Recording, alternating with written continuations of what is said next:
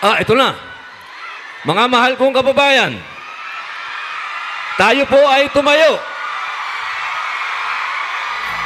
Atin pong salubungin ang pinakamagaling na Pangulo ng Pilipinas, Rodrigo Roa Duterte!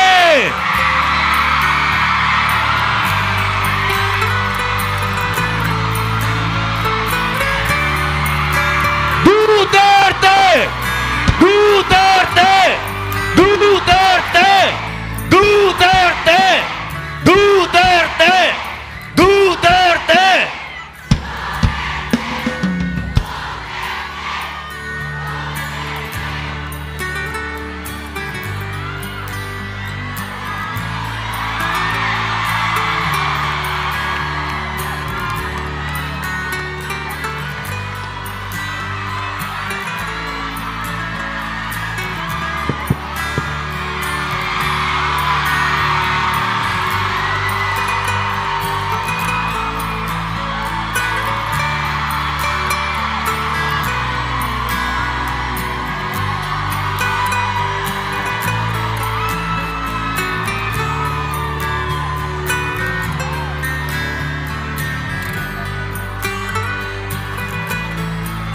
Magandang hapon ho sa inyong lahat.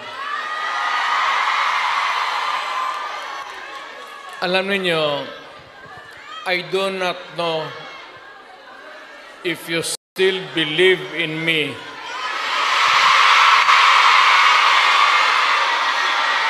Pero nakatingin ako sa inyo.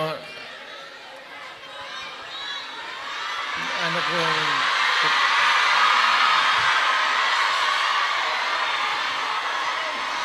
na dapat magkita-kita tayo doon sa ating bayan. Kaya lang sa sitwasyon natin ngayon, kailangan talaga pumunta tayo sa ibang bayan maghanap buhay. Pero sa akin, the fact that malayo kayo sa pamilya ninyo,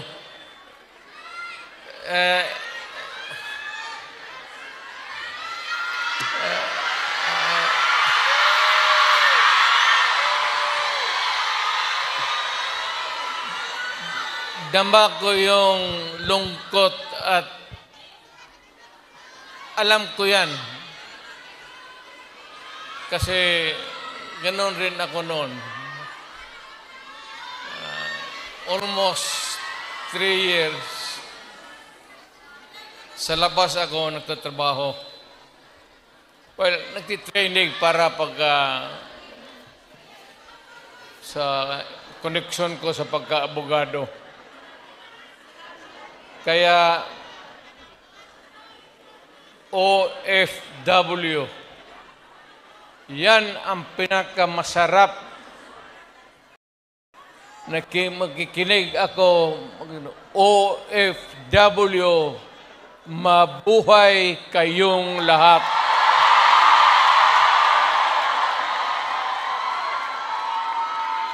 At ang mundo dapat magpasalamat na merong mga Pilipino na magpunta dito sa kanila, sa ibang bayan, para magtrabaho para sa kanila at para sa atin, makaipon ng pera para sa pamilya natin. Kasi, well, you know,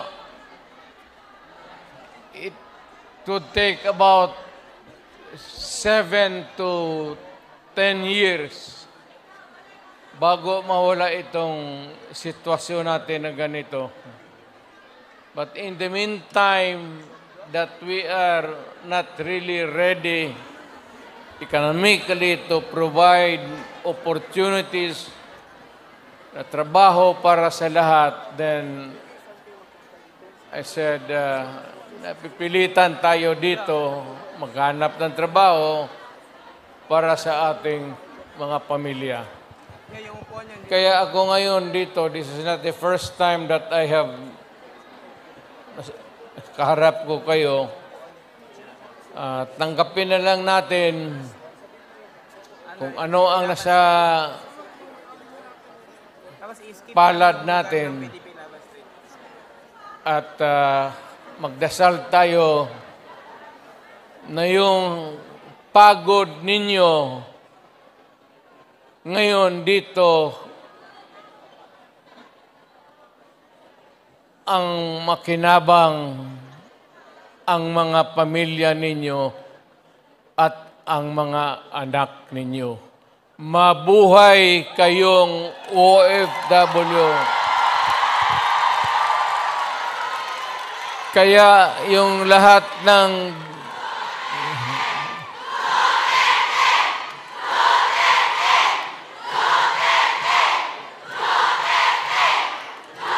Kaya kayong lahat ng mga dalaga pa,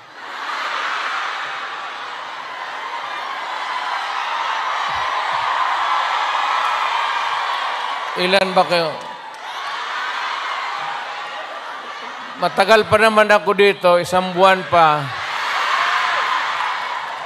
Pakasalan ko kayong lahat para lumigaya kayo at magkaroon ako ng maraming pera.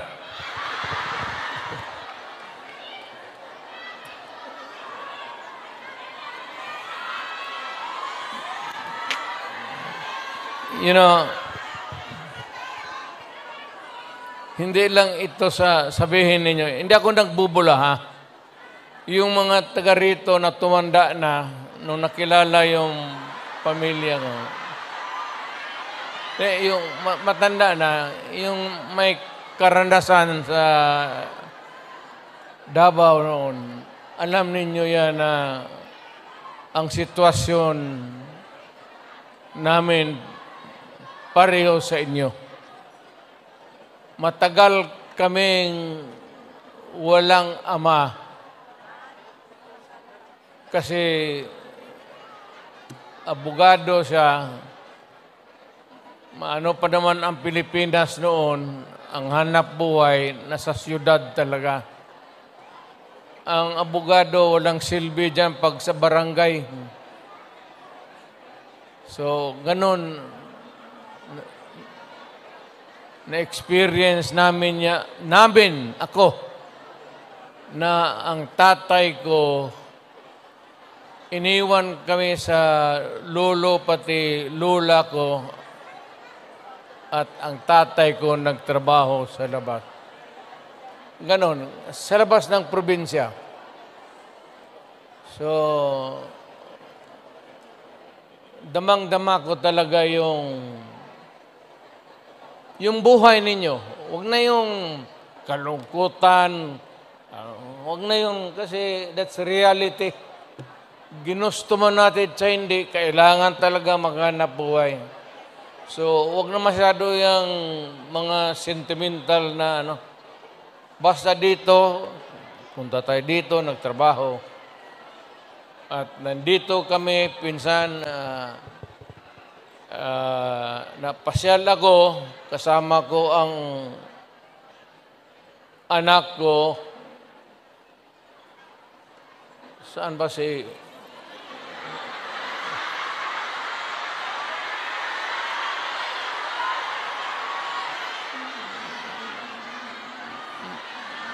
May anak ba ako dito sa labas sa inyo?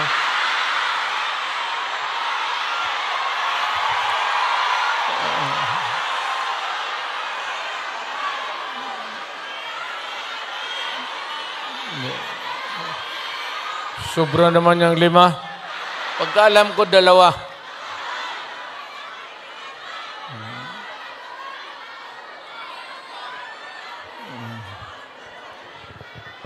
Saan ba pamilya ko?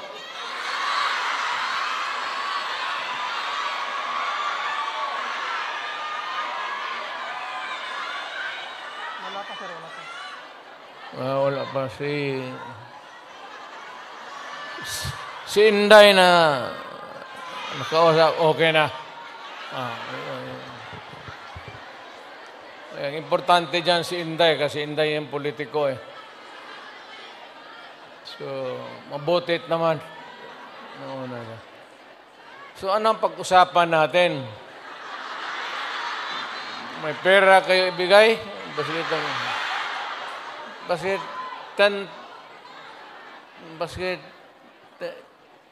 10 Hong Kong dollars lang. Marang makin ako kitain dito.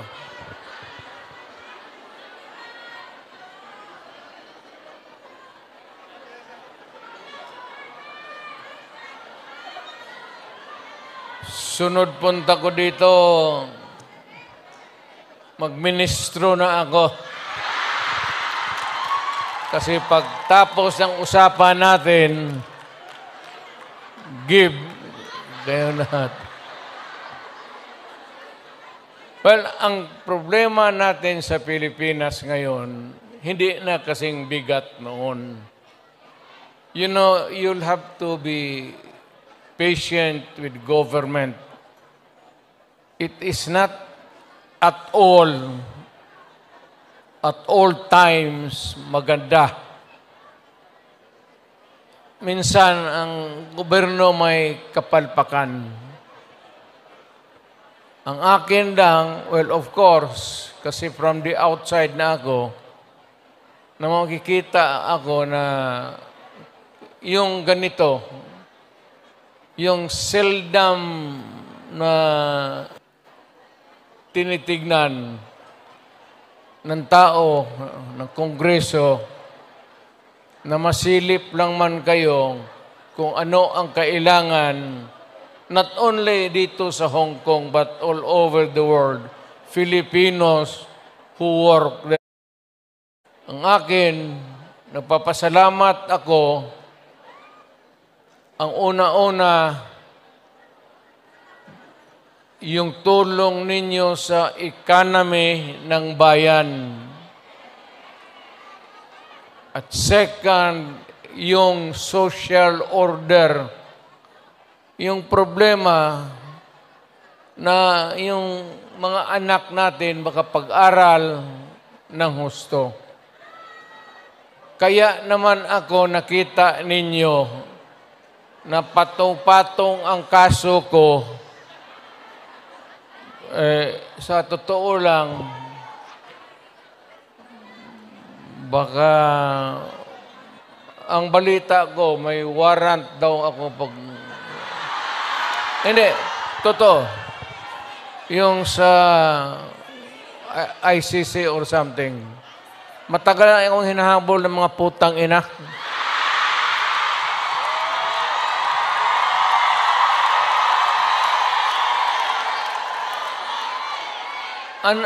Ano man ang kasalanan ko, na ginawa ko man ang lahat sa panahon ko para may konting katahimikan at mapayapa ang buhay ng Pilipino. Ang problema nito, ewan ko kung ang tingin ng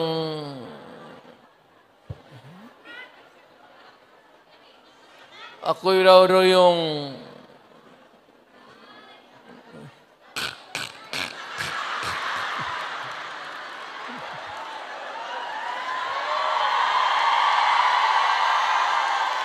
o ganito na lang. Ito ganito na lang. O sabi ko, assuming na totoo, totoo talaga yung naririnig ninyo. Bakit ko ginawa yan? Para sa sarili ko? Para sa pamilya ko? Para sa inyo at ang inyong mga anak sa ating bayan. Kaya ako man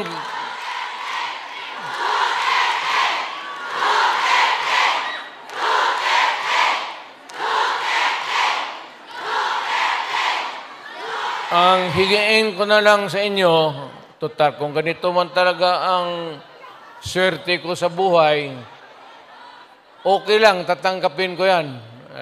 Wala tayong magawa eh. Hulihin tayo kung ikulong tayo. Kaya lang, meantime, mag-contribute kayo, baski $5, $10, para paglabas ko sa presuhan, pagawaan ninyo akong monumento katabi ni Rizal. Si Rizal may hawak na libro eh.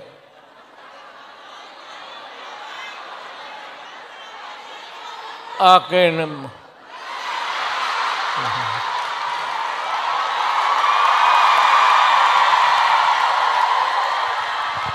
Kaya bakit?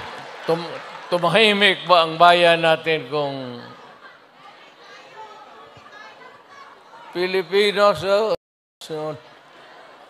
hold up dito, hold up. Wala nang ginawa ko ini. Tayo mga ayaw ng gulo, napipilitan tayo to confront evil because nandyan sa harap natin. Sino ba naman gustong pumatay? Putang inang yan.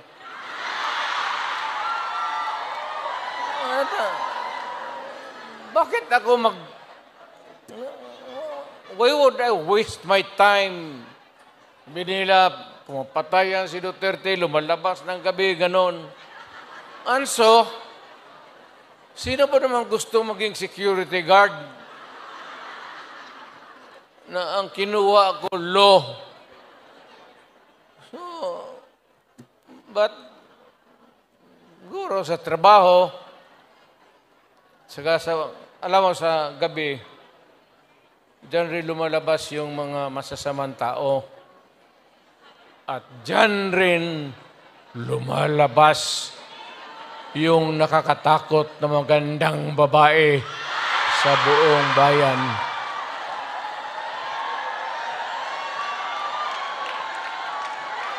Sino bang nakita ninyo maganda sa araw? Nakita?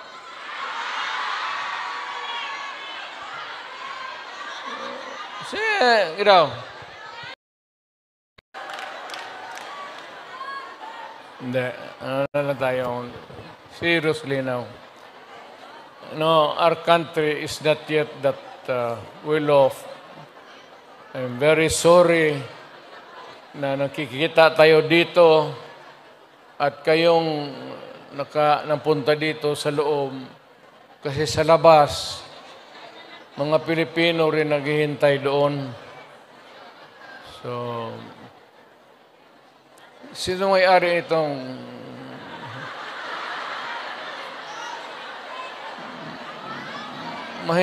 mahinang klase? Siguro contribute lang tayo. Gawa natin third floor. For exclusive use. Para every Saturday makita-kita tayo.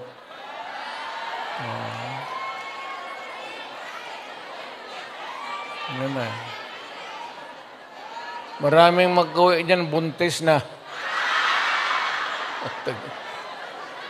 Yung mga dalaga.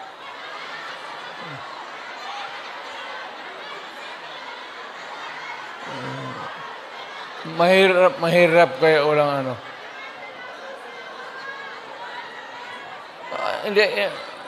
hindi ako mag-survive ng buhay na walang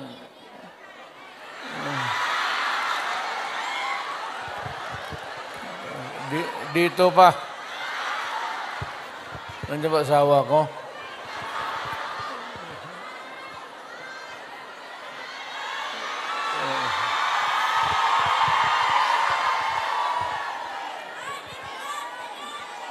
Well, you know, ganito yan. We were not really ordered, but maybe it was a form of an order But ang dumating sa atin ay request from the Hong Kong authorities that we avoid talking about politics.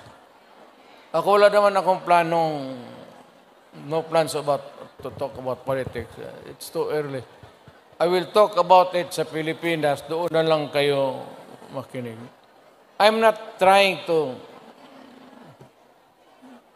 na kayo you vote for I leave it up to you to decide for your own kung ano talaga ang mabuti para sa bayan.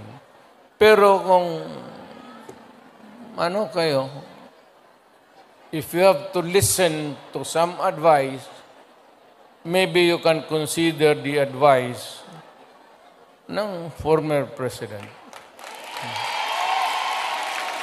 An advice that is only good for the country. I am not talking about any candidate, but the interest of the Philippines. So, but mayroon akong mga kaibigan na nandito. Grupo kami dumating. I happen to promise my... Saan nga yung... Wala pang asawa ko.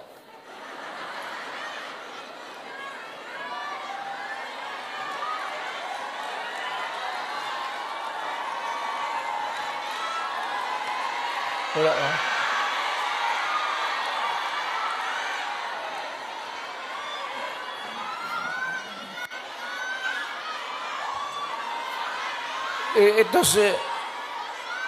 Ito si Hanelet kasi,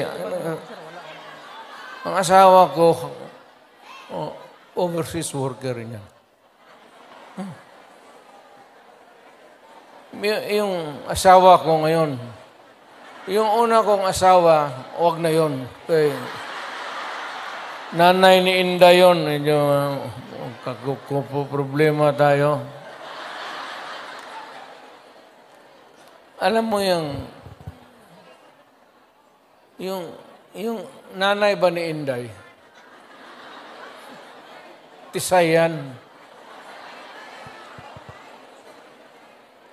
Tapos, nakita ko yan sa aeroplano, stewardess eh.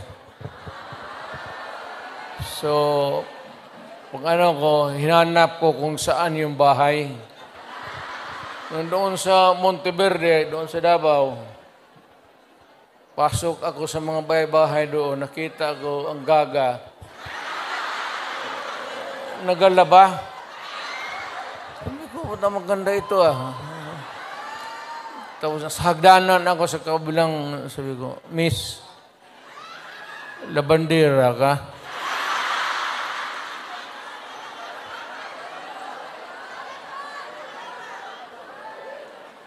Ewan ko kung sinong taga-Davao dito.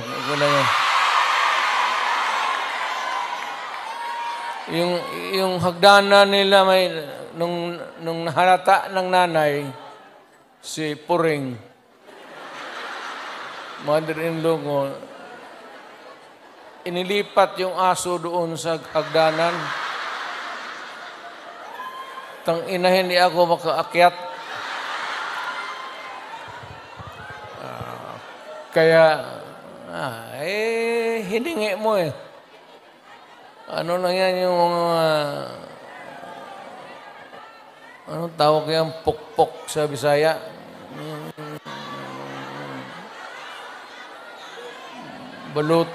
Balutin mo ng karne, tapon mo doon. 2 araw, ang aso nila, 2 aso lang ako na.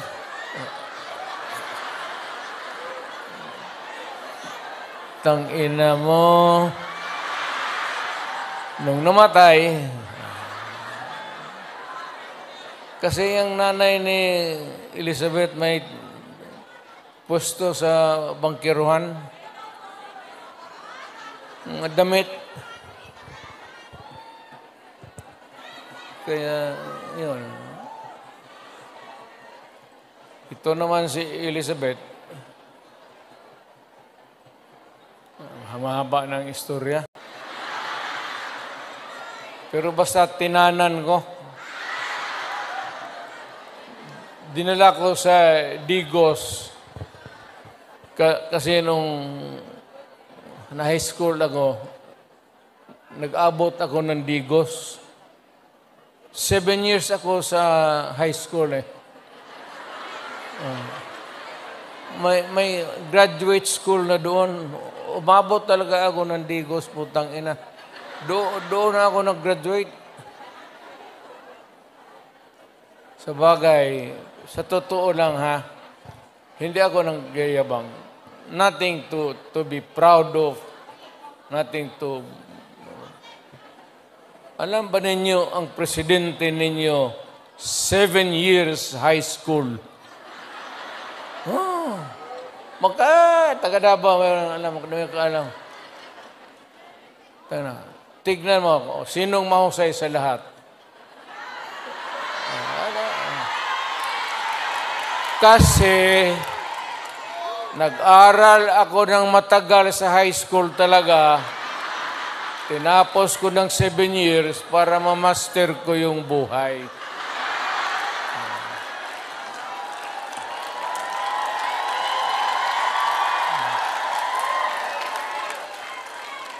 Ngayon,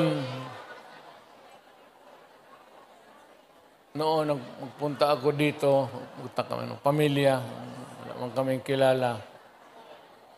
Ngayon, magpasok ako sa harap ninyo, mayabang na. Mga kababayan, ano bang sunod ang gagawin natin?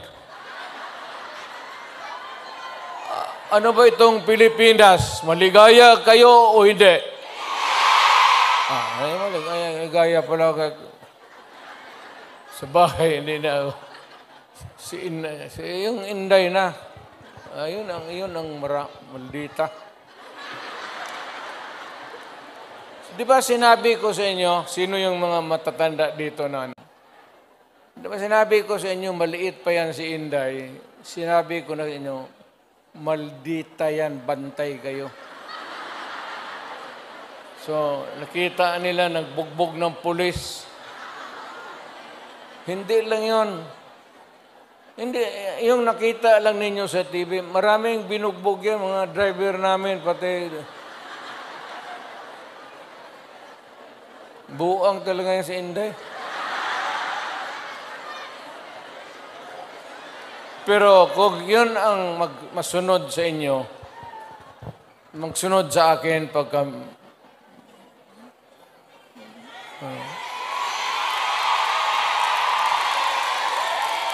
Maswerte kayo kung yan ang magsunod sa akin.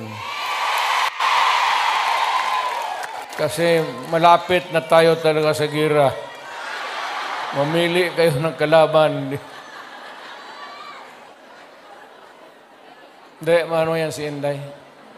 Bright, smart, pero mainit ang ulo.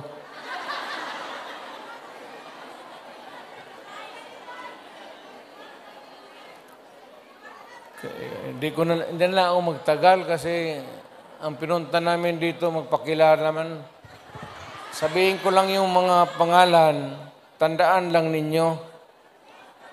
Si attorney, si lawyer, Jimmy Bundok.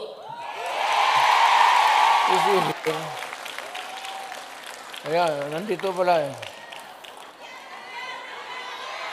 Then we have General, Philippine Constabulary ito, PPC. General Ronald Bato de la Rosa. Hinuli ng pulis. Pulis yun, huli nila. Tapos ang sunod, patron ito. Patron ito. Yung iba may mga medalya pa. Si Christopher. Saint Christopher. Senador pala. Sina, Senador Christopher Lawrence Bongo.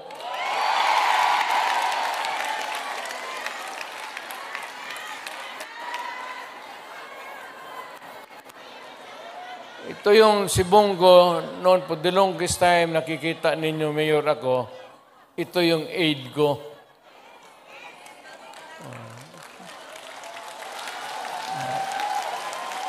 My first aide was a military man. Si Lieutenant, si Jimboy. Kabarkada niya, namatay.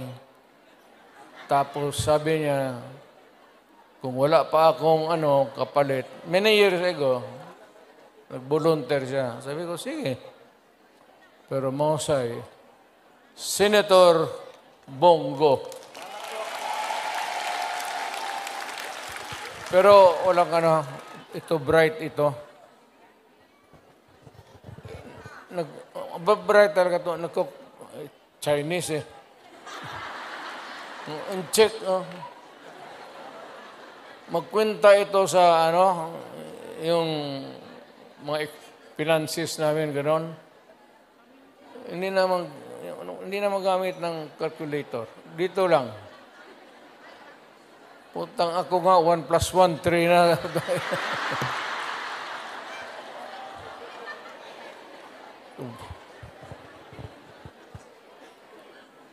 Tapos may isa to.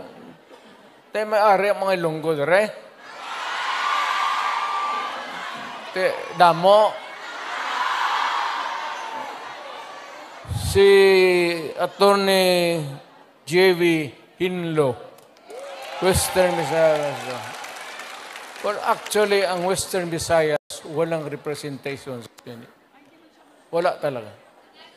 So, baka you might think it over at magbigyan mo. Then we have Attorney Raul Lambino. Pangasinan ka, sir, no? Ilocano to. Sino Ilocano dito? Okay nam.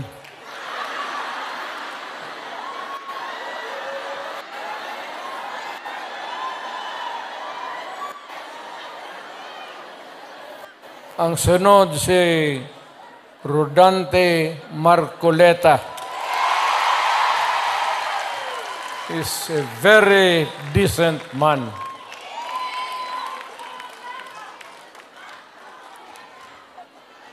Sinong iglesia dito?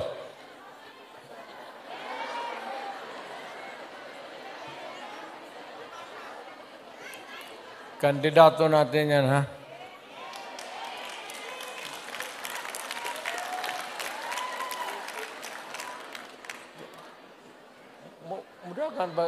Mudahan si pastor.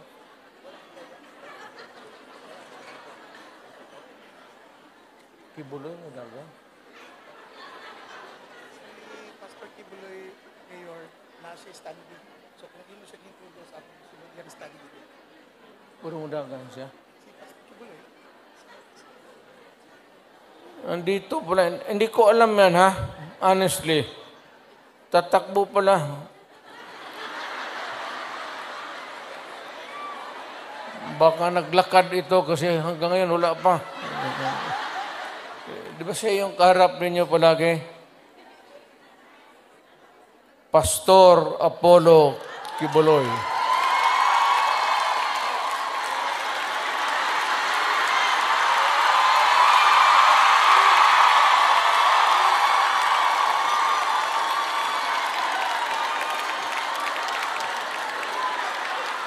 Tingnan yung relo niya, pati relo ko.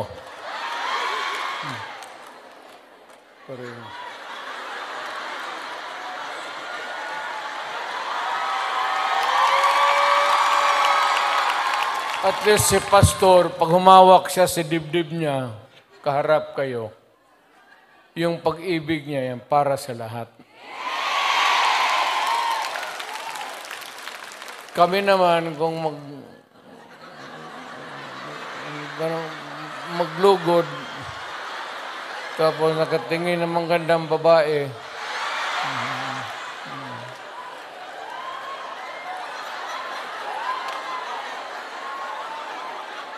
gano'n nga. Pero yung mga gano'n na, I'm proud to meet you, mga gano'n na style. Pero yung mga gano'n, tapos, huwag yan. Huwag na yan. Ang sunod si Attorney Vic Rodriguez. Ito, mahusay ito. Mahusay talaga ito. Galing ito ng Malacañang. Sana ito maging chief of staff, pero ayawan ko.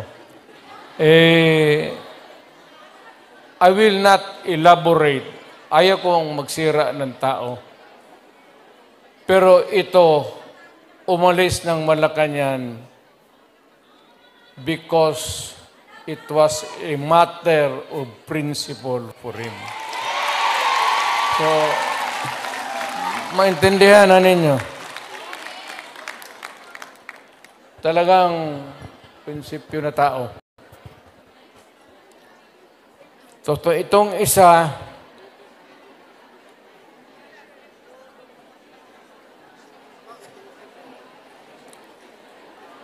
gusto magdagdag ito ng babae sa buhay niya.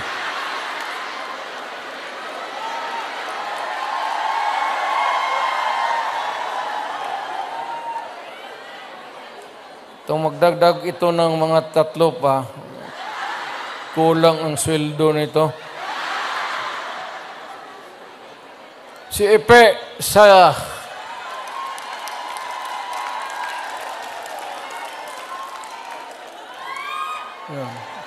kita mo?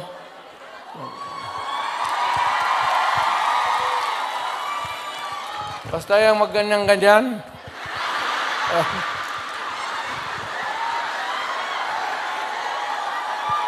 Style bulok.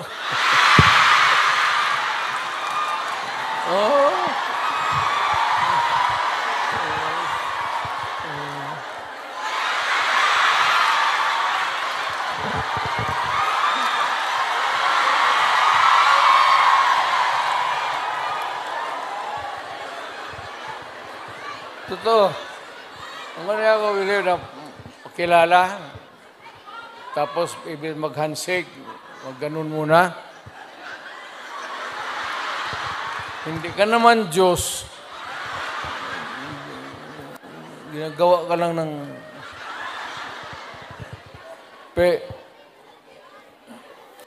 ibahin mo. Ibahin mo na yung style mo. Bulok na yan.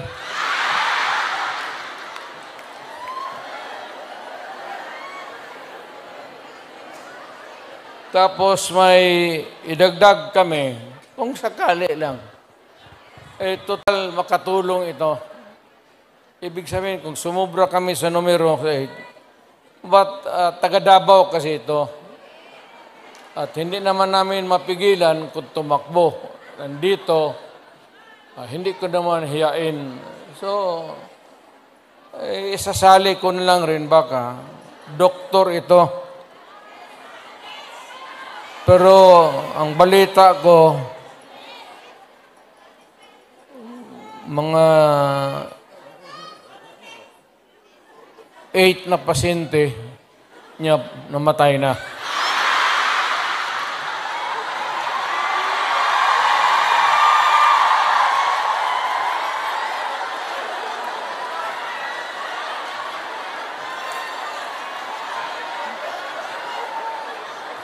Either mali yung medisina binigay niya o pinatay niya kasi ayaw magbayad.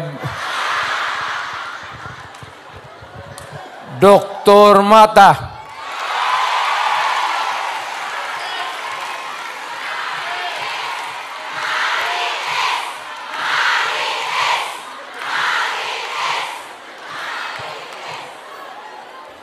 Kumpiyansa kayo niya. Sa totoo lang, sa lahat na mahiya lang ako sa lahat na binasa ko, at least tatlo ang medyo matino dito.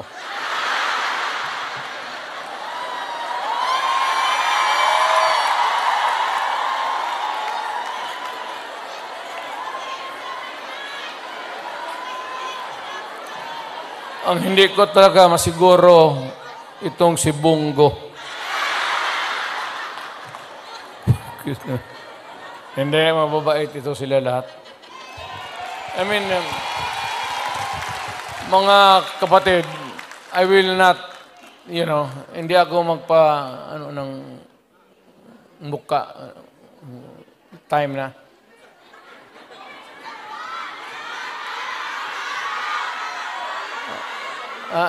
Ikaw yung manager dito? Ito yung mag-protocol, Mayor, na si Robin Padilla sa Division Uban. 20 minutes pa, 20 minutes pa, 20 minutes.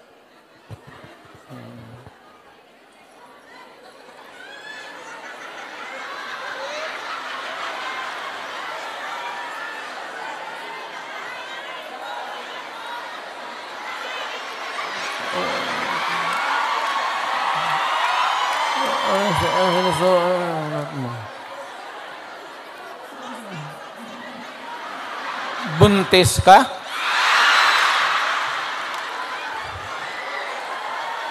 Imposible.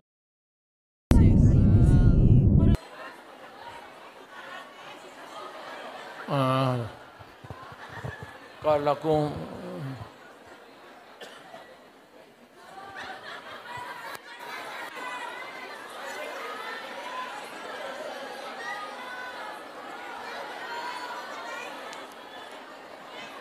tayo talaga itong babae.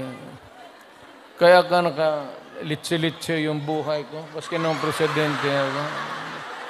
Dahil sa babae. Kasi maraming bisita dyan sa Malacanang noon.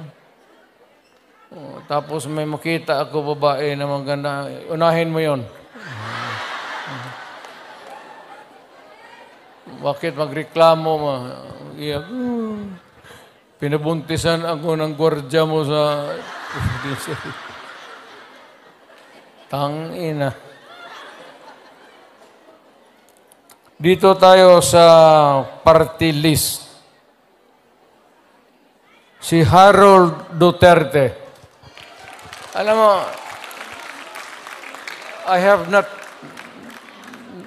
hindi ko nakilala itong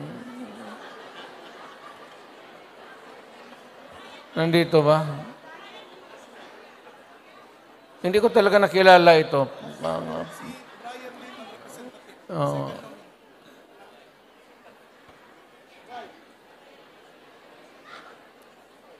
Ang nandito si second nominee, si Brian Lim. So, may dalawang injector dito. Go pati Lim. Dito na lang kayo magtakbo sa Hong Kong. Sige.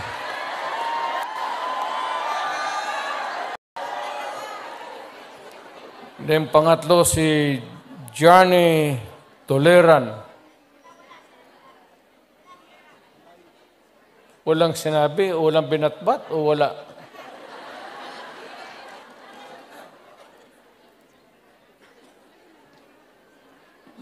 Bakit? Wala siyang pamasahe? Takbo-takbo kaya yan ang mga ngayon. Takbo-takbo tapos walang pera.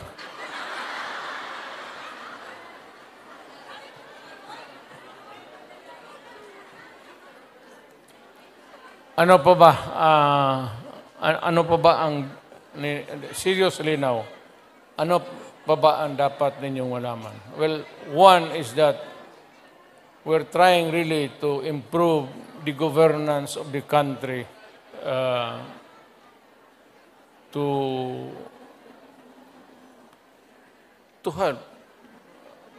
Lalo na kayo who are here working, sending the remittances, the money, to make your family stronger.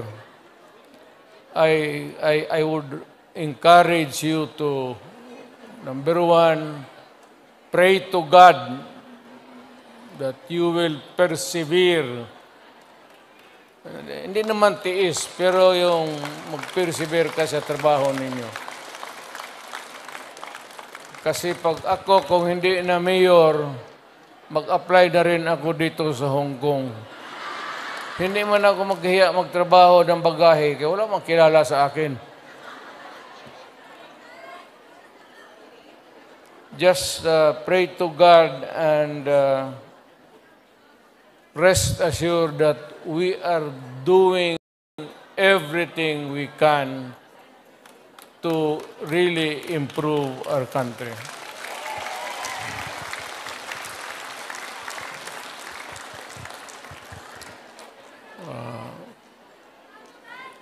Well, anyway,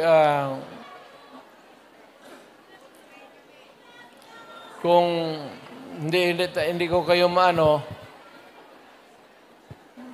mayang gabi sa may plaza ba dito? Mag-upo lang ako doon, isa-isa lang. Hindi sabay kasi, hindi kaya. Istorya tayo ng problema natin sa buhay.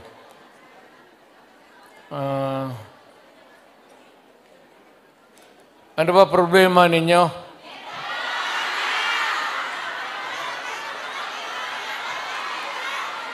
Ano problema ninyo?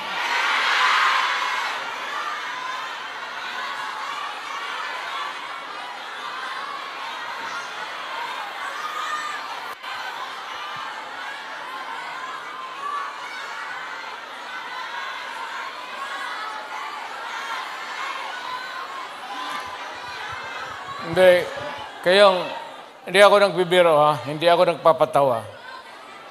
Kayong may mga asawa, keep your faith in the marriage. Huwag kayong magbitaw dyan sa temptation.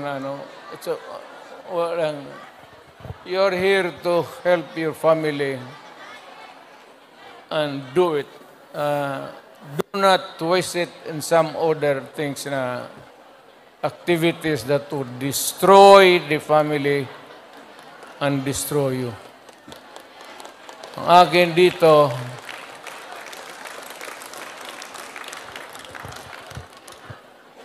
dito, punta lang ako from time to time. Pero kung kailangan talaga ninyo, hindi ako nagbiro ha. Kung kailangan talaga ninyo, if you want something brought to the attention of the authorities here in Hong Kong, whatever it is, problem, makausap natin, I am willing to do it. Malapit lang naman, it's 1 hour 30. Hong Kong and Davao City are equidistant. 1 hour 30 minutes lang rin ang... So, I can come. Kung ano lang, huwag kayo pabigla-bigla. Huwag kayo mapabigla-bigla. Kung hindi mo kaya, sino bang... Yung leader ninyo.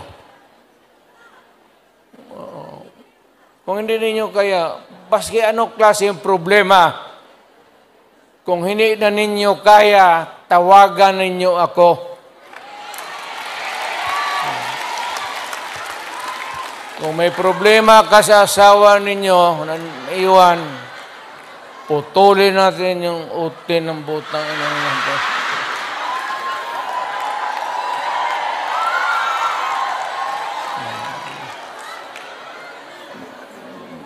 natin.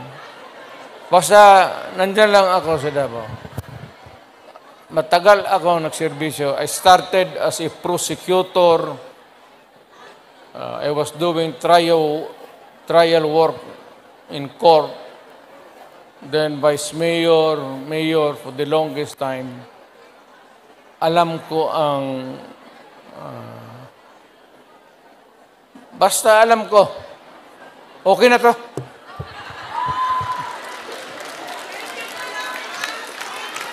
Yung may apologies sincere sa yung mga Pilipino na hindi nakapasok.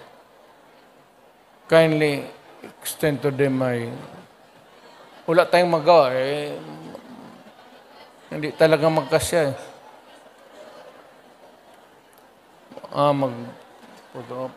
Sige. Saan ako magtindig?